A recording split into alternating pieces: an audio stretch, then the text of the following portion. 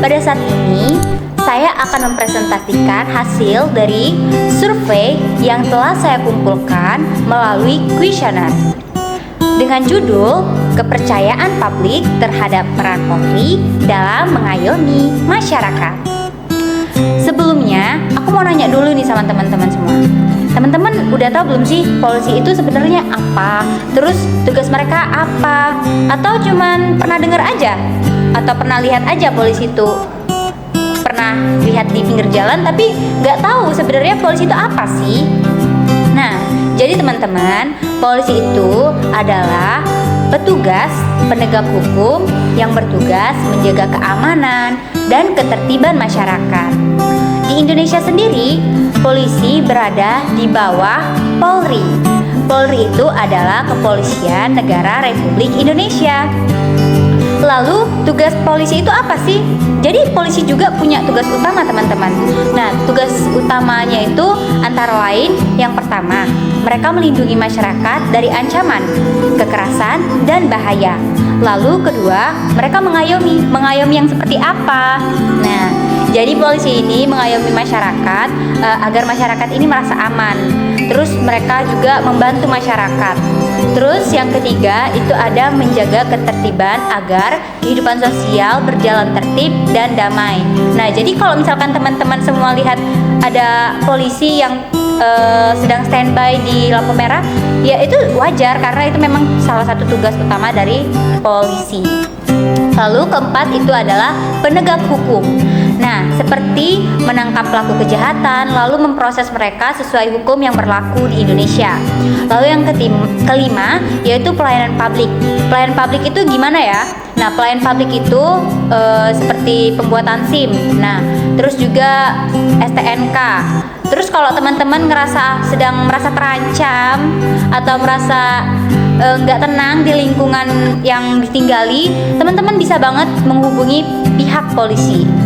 Nah, teman-teman, setelah kita mengetahui tugas dari Polri, baru kita ketahui kan kalau ternyata memang tugas yang diempu oleh para polisi ini sangat berat.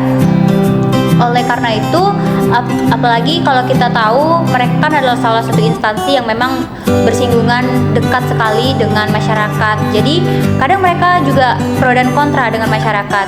Ada masyarakat yang senang dengan kinerja mereka, namun ada juga masyarakat yang kontra dengan cara kerja mereka.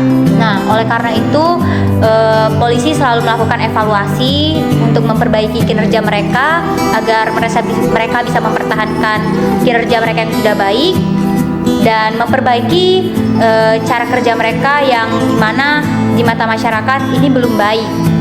Nah, kepuasan masyarakat terhadap kinerja Polri sendiri itu dapat dipengaruhi oleh berbagai faktor juga. Antara lain mungkin ada pengalaman langsung masyarakat ketika berhubungan dengan Polri, lalu mereka melihat dari media, dan mungkin juga mereka dapat informasi dari teman mereka yang pernah memiliki pengalaman ketika berhubungan langsung dengan Polri.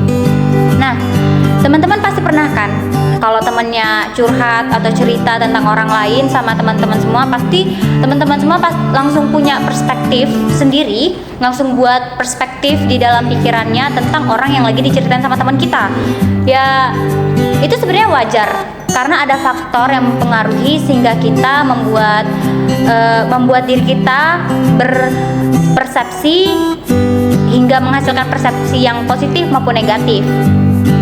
Karena persepsi adalah proses di mana cara kerja pikiran kita untuk memahami dunia, lalu bagaimana cara kita mengambil keputusan, atau yang sering kita dengar mungkin kognitif ya. Nah, secara psikologis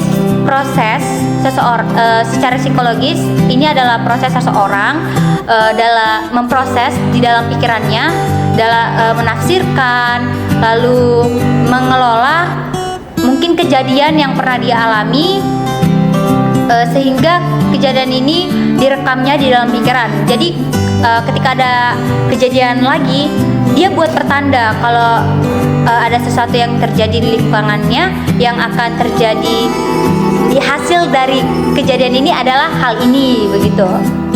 Nah, Persepsi itu juga itu dipengaruhi oleh beberapa faktor teman-teman, yaitu ada faktor pada pemersepsi, lalu ada faktor dalam situasi, dan ada faktor pada target.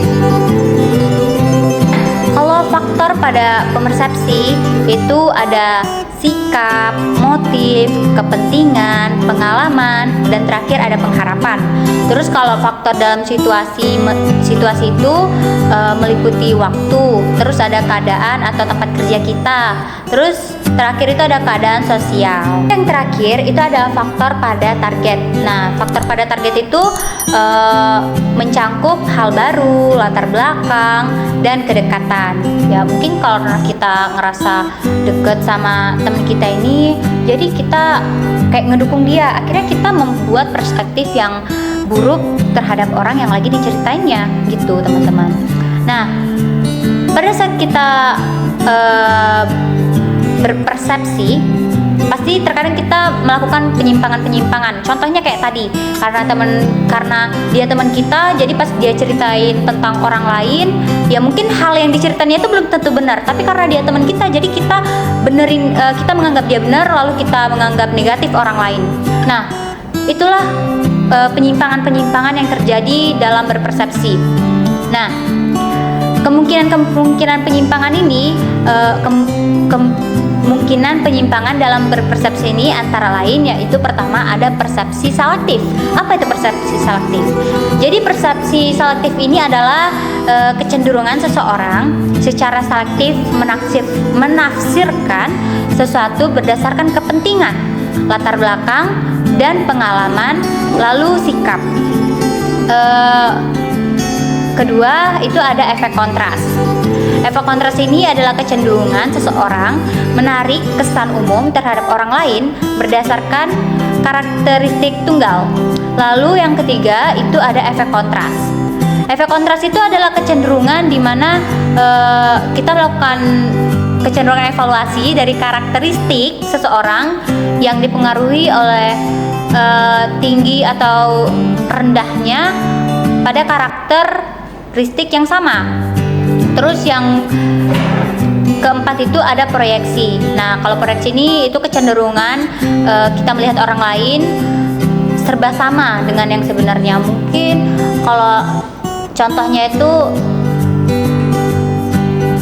kita lihat ketika misalkan kita ke 3NE, karena aku lihat anak 3NE, tapi aku dari 3ND gitu ya. Terus aku lihat anak 3NE ini kayaknya berisik semua. Padahal yang berisik itu cuma satu, tapi aku jadi nganggep semua anak 3NE itu ribut gitu.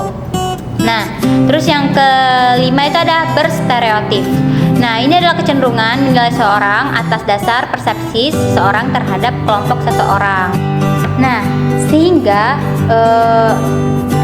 dari hal ini saya memiliki pendapat bahwa perlu untuk mengidentifikasi kebutuhan, keinginan, dan harapan masyarakat terhadap kinerja Polri. Hal tersebut sebenarnya bertujuan agar pelaksanaan tugas kepolisian dapat dilakukan secara profesional sehingga dapat mengoptimalkan kinerja dari Polri itu sendiri.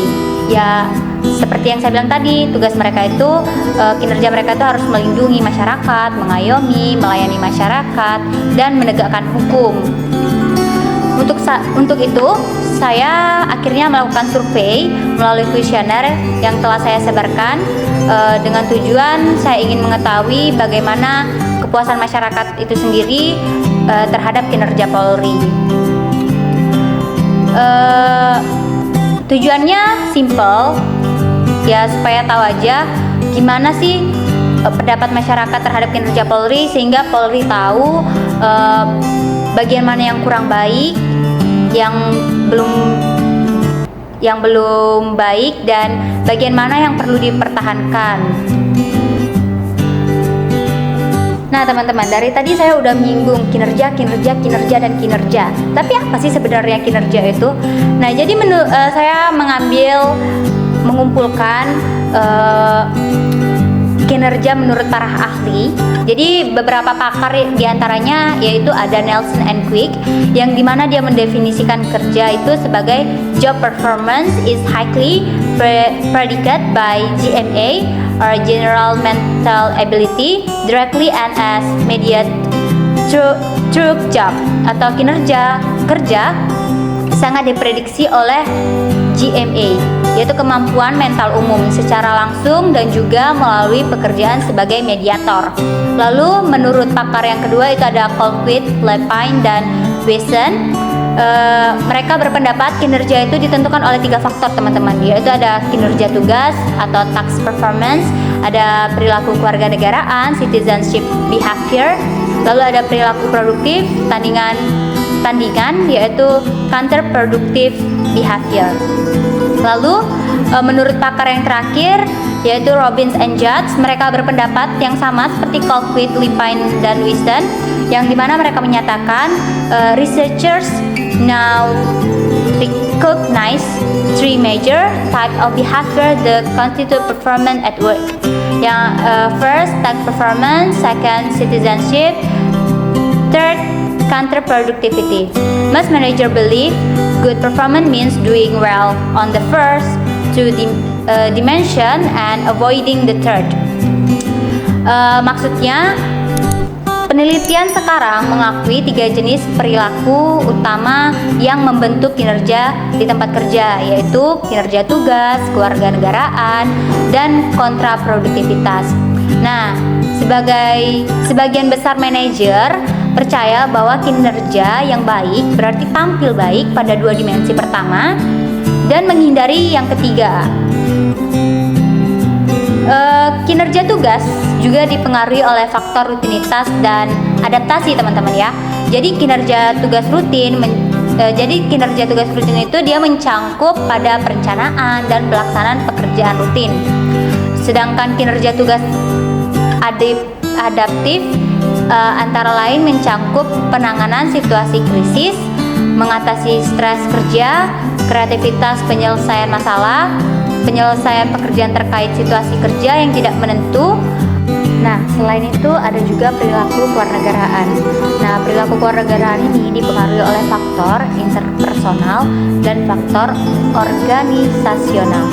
Faktor organisasional meliputi cara komunikasi, kemampuan memberikan citra positif organisasi kepada publik, dan kerelaan melakukan tugas melebihi standar yang telah ditetapkan. Lalu kalau interpersonal itu mencangkup kesediaan menolong, kesediaan menginformasikan hal yang relevan, dan kemampuan menjaga perilaku yang baik. Selain kinerja, ada juga pelayanan prima. Pelayanan prima itu apa? Menurut kutipan dari Stephen P. Robbins dan Timothy Judge, Organizational Behavior 14th Edition, New Jersey, mereka menyatakan bahwa pelayanan prima merupakan kemampuan untuk mengantisipasi, mengenali, dan memenuhi harapan pelanggan serta berhasrat dan peduli. Setelah mengumpulkan data melalui survei menggunakan kuesioner dengan usia terbanyak yang menjawab kuesioner ini adalah 18 sampai 25 tahun dengan komposisi seperti yang ada di slide ini. Berdasarkan perbandingan antara data tingkat kepuasan publik terhadap kinerja Polri yang terdapat pada Jurnal Ilmu Kepolisian atau JIK dengan hasil survei pada lembar kerja Google Spreadsheet, terlihat adanya perbedaan tingkat kepuasan yang cukup signifikan. Jurnal tersebut menunjukkan bahwa tingkat kepuasan masyarakat terhadap kinerja Polri berada pada angka 77,4%.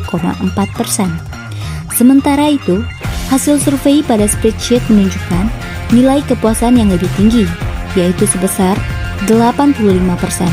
Dengan demikian, terdapat peningkatan sebesar 7,6 poin persentase yang jika dihitung secara relatif setara dengan kenaikan sekitar 9,8%. Dibandingkan data yang dilaporkan dalam jurnal, peningkatan ini mengindikasikan bahwa persepsi masyarakat terhadap kinerja Polri dalam survei terbaru cenderung lebih positif, serta menunjukkan adanya perbaikan dalam aspek pelayanan, kinerja, atau kualitas interaksi yang dirasakan oleh responden dibandingkan periode sebelumnya. Jadi, dari data yang didapat, diambil kesimpulan bahwa hasil perbandingan menunjukkan bahwa tingkat kepuasan publik terhadap kinerja Polri mengalami peningkatan dari data yang tercatat pada jurnal JIK sebesar 77,4% menjadi 85% berdasarkan survei terbaru. Peningkatan sebesar 7,6 poin persentase atau sekitar 9,8 ini mengindikasikan adanya perbaikan persepsi masyarakat terhadap kinerja Polri. Temuan ini menunjukkan bahwa upaya Polri dalam meningkatkan pelayanan dan kualitas kinerjanya dirasakan positif oleh masyarakat, sehingga berdampak pada meningkatnya tingkat kepuasan publik. Sekian presentasi dari saya, semoga presentasi ini dapat memuaskan teman-teman sekalian dan dapat berguna bagi semua orang dan pihak kepolisian maupun masyarakat. Sekian presentasi saya, dadah!